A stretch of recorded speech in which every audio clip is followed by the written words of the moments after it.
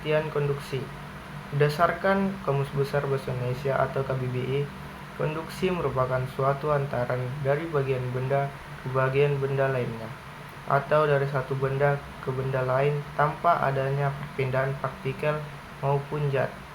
Dalam beberapa penelitian, perpindahan tenaga kalor ini sendiri dapat dikategorikan ke dalam beberapa golongan cara perpindahan.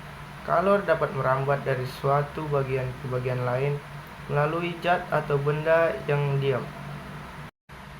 Ciri-ciri konduksi: yang pertama, memerlukan zat perantara atau medium. Yang kedua, wajib saling bersentuhan.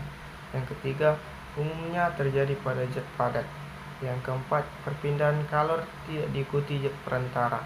Yang kelima, perpindahan kalor secara konduksi bisa dihitung dengan menggunakan rumus Q per T sama dengan H sama dengan K dikali delta T per L, di mana H laju kalor yang merambat tiap satuan waktu atau J per S, K sama dengan konduktivitas termal bahan atau W per M dikali K, A sama dengan luas penampang atau M kuadrat, delta T sama dengan perubahan suhu atau T2 dikurang T1 dikali K, L sama dengan panjang penghantar atau M.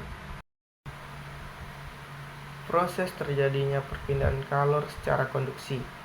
Perpindahan kalor secara konduksi dapat kita pahami pada tingkat atom, di mana saat partikel secara fisik mentransfer energi panas ketika bersentuhan secara fisik dengan partikel lainnya.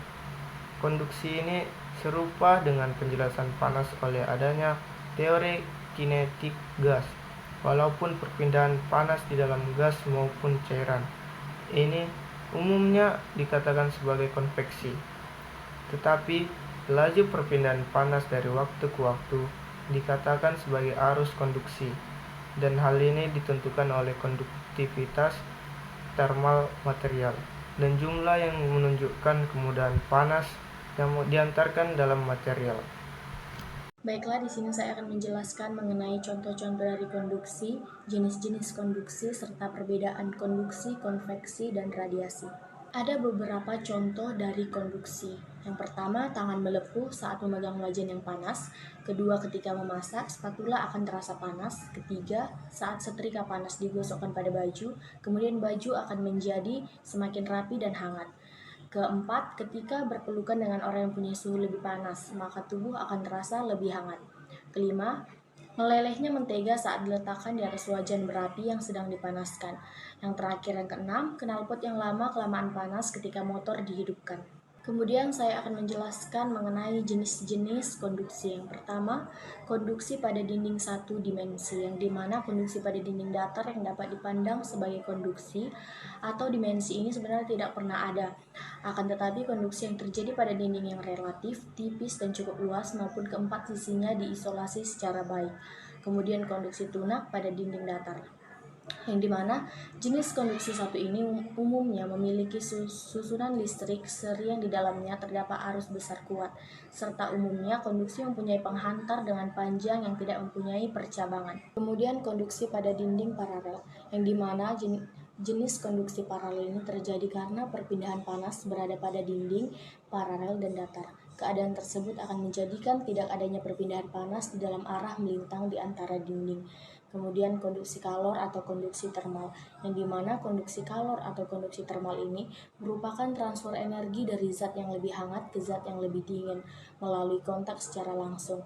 Misalnya seseorang yang sedang menyentuh pegangan wajan logam panas.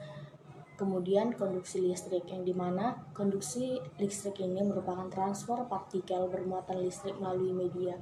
Misalnya listrik yang berpergian melewati kabel listrik di rumah-rumah kita. Kemudian konduksi suara atau konduksi akustik, di mana konduksi suara atau konduksi akustik ini merupakan transfer gelombang suara melalui media, misalnya getaran dari musik keras yang melewati dinding. Perpindahan panas biasanya dikategorikan ke dalam beberapa mekanisme. Terakhir, konduksi panas. Konduksi panas ini biasa disebut difusi. Ini terjadi dalam benda maupun di antara dua benda yang bersentuhan. Hal ini merupakan pertukaran mikroskopis langsung energi kinetik dari partikel yang melintas batas antara dua sistem saat suatu benda berada pada suhu yang berbeda dari benda lain maupun lingkungan lain. Kemudian yang terakhir, saya akan menjelaskan perbedaan antara konduksi, konveksi, dan radiasi. Sebelumnya kita sudah mengetahui bahwa panas maupun kalor merupakan energi yang berpindah dari suhu yang tinggi ke suhu yang lebih rendah, yang dimana perpindahan kalor ini biasa terjadi secara konduksi, konveksi, dan radiasi. Lalu apa perbedaan antara konduksi, konveksi, dan radiasi ini?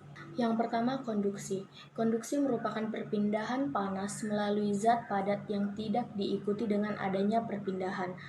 Maksudnya bahwa perpindahan kalor pada suatu zat tersebut tidak disertai dengan adanya perpindahan partikel-partikelnya. Kemudian konveksi. Konveksi merupakan perpindahan panas melalui aliran yang tidak diikuti dengan perpindahan zat perantara. Bila partikel berpindah, maka akan menyebabkan kalor merambat sehingga terjadilah konveksi. Perpindahan kalor secara konveksi terjadi pada zat cair dan gas. Yang terakhir, radiasi. Radiasi merupakan perpindahan kalor tanpa adanya zat perantara, yang dimana perpindahan kalor secara radiasi ini umumnya disertai dengan adanya cahaya.